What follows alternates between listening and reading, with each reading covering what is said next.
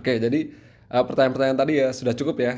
Oke, kita sudah jawab dan nanti kalaupun masih ada yang mau ditanyakan bisa kita tanyakan di akhir session atau di akhir setelah acara ini. Nah, tadi kita sebelumnya membahas tentang haji, kurban, pendekatan kurban secara istilah maupun secara syariatnya bagaimana, dan juga kita membahas kisi-kisi dari keluarga Nabi Ibrahim alaihissalam. Nah, sekarang kita akan detailing lagi tentang keluarga Nabi Ibrahim alaihissalam. Ini adalah sebuah contoh keluarga ideal tadi kita sudah bahas, dan ini bisa menjadi panutan kita bersama. Kayak gitu ya. Oke. Yang pertama, Nabi Ibrahim itu adalah seorang ayah ya. Tentunya ayah adalah kepala rumah tangga. Siapa yang dibinanya? Yang dibinanya adalah istri dan anaknya. Apakah ayahnya seorang yang taat? Ya, Nabi Ibrahim adalah seorang yang taat. Karena kenapa? Ketika diperintahkan tadi untuk menyembelih anaknya setelah bertahun-tahun tidak bertemu, dia datang mendapat ilham untuk menyembelih, lalu dieksekusi. Itu adalah bukti ketaatan. Dan apakah dia sudah berkurban? Iya, dia sudah berkurban. Karena mendekatkan diri pada Allah sebab ketaatannya tadi ya. Dan yang dilihat coba di sini, Nabi Ismail ini, sekarang kita beralih ke Nabi Ismail ya, adalah anaknya Nabi Ibrahim. Dan seorang anak itu biasanya adalah kandidat penerus dari perjuangan ayahnya. Seperti itu ya. Dan memang dia ditakdirkan oleh Allah untuk menjadi nabi berikutnya. Ya, jadi seorang bapak melihat anaknya, dan anak ini kan selain apa ya, selain anak biasa ya, itu juga menjadi kandidat penerus. Walaupun nanti tidak tidak terpaku pada anak-anak saja ya kayak gitu misalkan. Nah, terus Nabi Ismail ini juga eh, memiliki ketaatan yang sangat luar biasa seperti ayahnya ya. Jadi sebab dia taat pada perintah Allah, maka Allah Subhanahu wa taala menggantikan dia menjadi kambing kibas. Sebab apa? Sebab Nabi Ibrahimnya taat, Nabi Ismailnya taat. Nah, ketaatan Nabi Ismail ini bukan ketaatan yang kayak kita sekarang ya. Ya pokoknya kita ngikutlah, taat aja. Itu bukan seperti itu. Rata-rata dari sekarang tuh mengenal kata taat itu seperti itu. Kita taat. Sami'na wa ata'na, taat. Tapi karena dia tidak tahu kenapa dia harus taat. Nah, ini permasalahannya. Tapi sedangkan Nabi Ismail alaihissalam itu adalah ketaatan yang berlandaskan ma'rifatullah.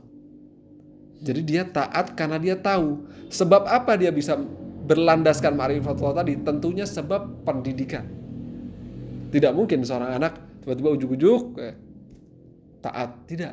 Ini ada hal-hal yang melatar belakangi dari ini semua. Yaitu ketaatan sebab pendidikan. Pendidikan siapa ya? Tentunya orang tuanya. Dan dia ikhlas. Dia ikhlas. Mengorbankan. Di sini bukan mengorbankan dekat ya, tapi berkorban dalam bahasa Indonesia, berkorban apa yang terbaik dari dirinya. Apa yang terbaik? Nyawanya. Seperti itu ya. Sedangkan kita sekarang, kalau kita lihat di kondisi kita sekarang, mengorbankan kita ini gak ada apa-apanya. Kita baru punya uang aja diminta untuk saling membantu, itu kita ogah-ogahan udah. Oh, kalau ada orang yang mintain, wah nih ada saudara kita atau ada tetangga kita, ada teman kita butuh. Kita ngumpulkan donasi itu susah banget ngumpulinnya. Padahal cuma 50.000, 25.000, 100.000. Apalagi coba kalau yang minta korbankan itu adalah harta, nyawa kita. Apa bakal dikasih? Enggak ya enggak. Karena kenapa? Nabi Ismail alaihissalam taat sama Allah. Makomnya sudah beda dengan kita. Kita harta aja belum tentu mengeluarkan, tapi dia nyawanya dikeluarkan. Dan dia adalah contoh orang-orang yang ikhlas dan taat. Ya, dia ikhlas. Apa perintahnya Allah diikuti sama dia. Dan maka di ayatnya dikatakan bahwa dia termasuk golongan orang-orang yang sabar. Sabar itu bukan arti menahan diri loh. Sabar itu bukan artinya diam, bukan seperti itu. Sabar adalah melakukan hal terbaik di kondisi terbaik. Jadi dia lebih mementingkan kepentingan yang lebih luas dibandingkan kepentingan pribadinya. Kepentingannya sang holik lebih luas nggak dibandingkan kepentingannya? Ya lebih luas tentu. Maka dia mau di situ bersabar. Maka di ayatnya dikatakan dia termasuk golongan orang-orang yang bersabar kayak gitu. Dan ini contoh capaian pendidikan dari orang tuanya. Ini juga kalau kita lihat peran orang tua di sini ya, peran orang tua terhadap anak-anaknya ini sangat-sangat berpengaruh. Sampai-sampai itu orang tua ini eh, dikatakan ridallah fi ridol walidain. Ridhonya Allah itu ada pada ridho kedua orang tuanya. Itu posisinya luar biasa. Nah, kalau kita bandingkan sekarang ya, Nabi Ismail sebagai anak. Lalu kita pasti punya orang tua kan, nggak mungkin lahir ujuk-ujuk lahir gitu, nggak mungkin kan. Lahirnya otodidak gitu, mungkin nggak? Nggak mungkin kan. Jadi kita pasti punya orang tua. Nah, apa tugas seorang anak terhadap orang tua? Kita agak lihat sedikit ya dari sisi ini. Apa tugas anak? Birrul walidain. Berlomba-lomba berbuat baik kepada orang tua. Jadi orang tua itu, kalau saya mengibaratkan orang tua itu apa ya? Ini bukan berarti apa-apa ya, tapi ini hanya contoh aja. Orang tua itu taruhlah di posisi atas. Iya saja gitu. Selama dia tidak mengajak pada kesyirikan, iya. Senangkan hatinya. Jangan malah dibuat sedih, jangan malah dibuat susah. Birrul walidain. Dalam surat Al-An'am 151 Allah mengatakan bahwasanya untuk berbuat birrul walidain atau untuk melakukan birrul walidain, berbuat baik pada orang tua. Bahkan dalam surat Al-Isra itu dikatakan wala taqul lahuma uffin wala tanharuma wa qul lahuma qaulan kariman. Berkata sama mereka saja tidak boleh. Jangan membentak mereka. Dan berkataanlah pada mereka perkataan yang karim. Ini contoh kita terhadap orang tua. Ismail kan sebagai anak ya tadi. Ismail alaihissalam sebagai anak. Maka kita sekarang mengambil ibrah dari Nabi Ismail. Yaitu kepada orang tua kita melakukan hal yang sama. Berkata dengan lemah lembut. Ya, jangan, wah mama gimana, wah papa gimana, wah abi gimana, wah umi gimana. Jangan seperti itu. Wala taqul lahuma uffin. Saja tidak boleh. Apalagi membentak ya, anak-anak zaman sekarang kan. Nggak dikasih uang sama orang tuanya bentak. Gimana sih pak? Bapak sana ngasih duit, saya nggak dikasih duit. Wah udah nih, kurang ajar, tidak mengerti-ngerti adab. Dan ini harus diperbaiki, nggak boleh begini terus. Nah kita mencontoh dari Nabi Ibrahim dan Nabi Ismail ya. Terus Nabi Ismail ini juga ketika setelah itu ya, setelah kurban itu dia juga sempat ikut dengan ayahnya Nabi Ibrahim untuk mendirikan Ka'bah ya. Tapi tidak mendirikan bangunan Ka'bahnya, dia membuat susunan-susunan batu di dekat bangunan Ka'bah. Susunan-susunan batu itu bahasa Arabnya adalah hajar. Hajar ya, hajar itu artinya batu. Satu batu hajar. Tapi kalau kumpulan yang dibikin sama dia, susunan-susunan batu tadi, maka disebutnya hijir. Makanya kalau kita haji atau kita umroh ke Arab Saudi, kita akan melihat yang namanya hijir Ismail. Kayak gitu ya, karena itu adalah kumpulan-kumpulan batu yang didirikan oleh Nabi Ismail. Tapi kalau kumpulan-kumpulan batu ini nanti berbentuk ruangan dari kumpulan-kumpulan batu ini, maka menjadi hujurat. Makanya kita lihat ada Quran surat Al-Hujurat, artinya kamar-kamar. Kata dasarnya apa ya? Hajar tadi. Gitu. Nah, kalau kita ke Arab Saudi, tadi kita bisa melihat hijir Ismail ya. Nah, Nabi Ibrahim alaihissalam ini kan membangun Ka'bah. Ka'bah itu adalah titik sentral bumi. Simpul langit dan simpul bumi. Tengah-tengahnya bumi itu ada di situ. Kalau dalam Al-Quran dikatakan lagi di situ di Quran surat Ali Imran, bahwasanya itu adalah awalul bait. Bait itu bukan hanya rumah ya, tapi titik bangunan yang pertama kali didirikan. Luar biasa itu. Nanti kita akan cerita tentang Ka'bah di pertemuan yang lain yang akan lebih jelas lagi. Sekarang kita akan coba memotret berikutnya. Kenapa Ismail bisa menjadi anak yang taat dan anak yang sangat luar biasa? Nah, ada peran dari ibunya di sini. Saya sudah buatkan ringkasan juga di sini, ada beberapa hal teladan yang bisa kita ambil dari Siti Hawa. Siti Hajar maksudnya. Siti Hajar. Siti Hajar ini adalah istrinya Nabi Ibrahim. Kalau Siti Hawa, istrinya Nabi Adam.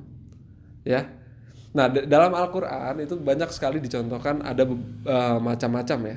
tentang ibu, tentang sosok wanita. Makanya sosok wanita ini juga sangat dimuliakan di dalam Al-Quran. Seperti itu ya, maka kita sebagai laki-laki juga harus memuliakan wanita. Nggak boleh semena-mena, nggak boleh sembarangan. Ya, jadi mentang-mentang wanita kodratnya lemah, terus kita yang laki-laki kuat sok-sokan itu nggak boleh. Tetap harus kita muliakan, jaga, tugas kita adalah menjaga dia. Ya, nah Siti Hajar sebagai ibu itu sering kita dengar sebagai madrasatul ula. Artinya adalah tempat pendidikan yang pertama kali bagi anaknya. Jadi bagaimana ibu itu mendidik, maka anaknya akan menjadi seperti apa. Ya, seperti itu ya. Disebutnya madrasatul ula. Pendidikan yang pertama kali. Kayak gitu. Dan juga Siti Hajar ini sebagai ibu pendidikannya kepada anaknya juga berdasarkan ketaatan pada Allah. Dan ketaatan yang tadi terbangun atas ma'rifatullah juga. Jadi bukan taat asal taat gitu, enggak. Tapi karena dia tahu benar-benar apa yang ditaati gitu. Ya, seperti itu ya. Dan kedua dia sebagai istrinya Nabi Ibrahim alaihissalam. Banyak contoh di Al-Quran dan di kisah-kisah para nabi itu dicontohkan tentang istri-istri Nabi. Ada istri-istrinya yang dicontohkan tidak, mohon maaf ya di sini mungkin dicontohkan tidak beriman. Misalkan istrinya Nabi Lut alaihissalam atau istrinya Nabi Nuh alaihissalam. Tapi banyak juga yang dicontohkan yang taat dan beriman. Contohnya adalah Siti Hajar ini. Ya. Nah, kita mengambil dari Siti Hajar ini, makanya peranan ibu itu luar biasa. Ibu itu adalah aktor di balik sebuah pendidikan. Jadi kalau kita lihat ada seseorang bisa sukses, itu ada peran ibunya juga di situ. Jadi nggak kita katakan peran wanita, tapi ada peran ibunya juga. Nanti kalau peran wanita hanya istrinya saja, tapi ada peran ibunya juga. Ada peran ibunya, ada peran istrinya, ada peran ayahnya. Tapi yang paling dominan adalah peran ibunya, sehingga dia bisa menjadi seperti itu. Lalu bagaimana kalau tidak ada ibu? Ya peran ayahnya kayak gitu. Jadi jangan mempersulit keadaan juga gitu. Kalau dia seorang laki-laki atau perempuan, dia yatim piatu segala macam, maka akan ada yang membinanya dari kalangan kaum muslimin yang lain. Tugasnya memang seperti itu ya. Nah, ada Siti Hajar, terus ada istri-istri Nabi juga disebut di sini, ada Siti Khadijah, ada Siti Aisyah, ada Hafsah, macam-macam itu. Contoh-contoh istri-istri Nabi yang taat dan beriman dan mendukung apa yang dilakukan suaminya.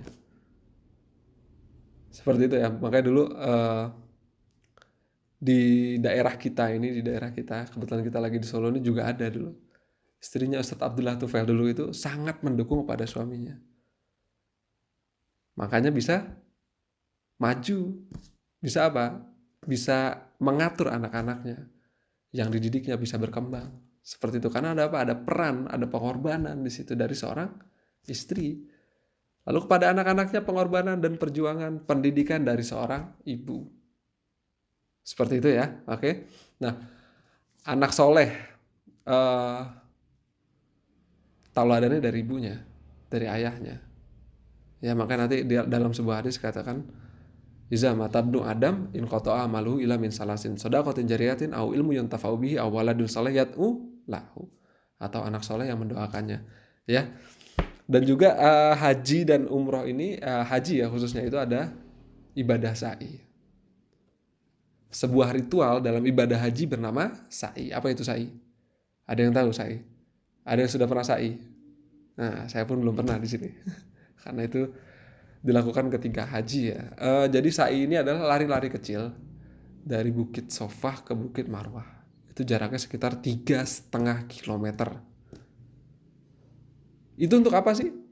Untuk mengingat perjuangan dari Siti Hajar tadi. Jadi ketika Nabi Ibrahim mengantarkan dia ke daerah Makkah, lalu Nabi Ibrahimnya pergi, sang anak kehausan, maka Siti Hajar tadi mencari air, lari-lari dari Bukit Sofa ke Bukit Marwah itu 7 kali, bayangin coba. Jaraknya itu 3,5 kilometer. 1 kali. Berapa meter kira-kira? Berapa kilometer kira-kira dilalui? Kalau 23 kilometer itu berapa jam itu? Nah, makanya dari sa'i ini kita diberikan peringatan oleh Allah untuk mengingat kisah tentang keluarga Nabi Ibrahim ini. Istrinya sebagai istri, suami sebagai suami, anak sebagai anak. Komplit sudah cerita Nabi Ibrahim alaihissalam ini. Ya, kayak gitu. Lalu Lihat ketika Siti Hajar bolak-balik tadi mencari, bukan bolak-balik ya, berlari-lari kecil mencari air tadi, yang Allah turunkan di situ airnya ada di mana? Di kakinya Nabi Ismail. Kakinya Nabi Ismail tuh getuk-getuk tanah tuh. Situ ada airnya. Jadi kadang tuh kita melihat apa? Kalau kita ibaratkan sekarang ya, hasil ikhtiar kita setiap hari itu belum tentu didapat dari ikhtiar kita, bisa jadi jalan lain. Wa may yattaqillah faj'al lahu makhraja wa yarzuqhu min haitsu la yahtasib. Dan siapa yang bertakwa pada Allah, maka Allah akan memberikan padanya jalan keluar dan merezekikan dia dari arah yang tidak disangka-sangka. Ya, seperti itu ya. Jadi ini gambaran bagaimana keluarganya Nabi Ibrahim alaihissalam begitu spesial dan harus kita teladani. Dan ini mengajarkan kita tentang kurban yang lagi-lagi untuk mendekatkan diri kepada Allah. Kalau kurban kita tidak membuat kita mendekatkan diri pada Allah, maka kita hanya memakai kurban dalam bahasa Indonesia. Bukan kurban dalam bahasa yang sebenarnya, yang artinya mendekatkan pada Allah. Jadi orang yang berkurban harus lebih dekat pada Allah. Harus. Ya, jadi nggak bisa begitu orang korban udah ngasih kambingnya yang harganya 10 juta, 15 juta, yang beratnya 100 ton kalau perlu. Tapi kalau tidak menyebabkan itu mendekat pada Allah, maka itu bukan korban. Atau korban saja dalam bahasa Indonesia. Dan jangan sampai akhirnya kita korban karena kita tahu kita tidak mendekat pada Allah, akhirnya korban hati, apalagi korban cinta. Kayak gitu ya. Jadi mungkin itu saja materi tentang kurban. Intinya kita akan review sedikit kurban itu mendekatkan pada Allah ya. Tata caranya adalah teknisnya dengan memotong hewan kurban. Dan insya Allah mudah-mudahan dengan kita memotong hewan kurban, akhirnya kita bisa mendekat kepada Allah. Karena itu tujuan kita. Ya. Jadi jangan sampai ini sia-sia. Maka harus dengan benar-benar tata caranya dipelajari ya. Dipelajari dengan benar bagaimana cara memotong hewan, bagaimana cara membagikannya kayak gitu. Ikuti aja contoh sudah banyak. Dan mudah-mudahan kita semua mendapatkan hikmah dari perayaan Idul Kurban ini. Mungkin itu saja yang akan kita bahas. Mungkin selanjutnya kita akan bahas di pertemuan selanjutnya. Wabillahi taufik wal hidayah. Wassalamualaikum warahmatullahi wabarakatuh.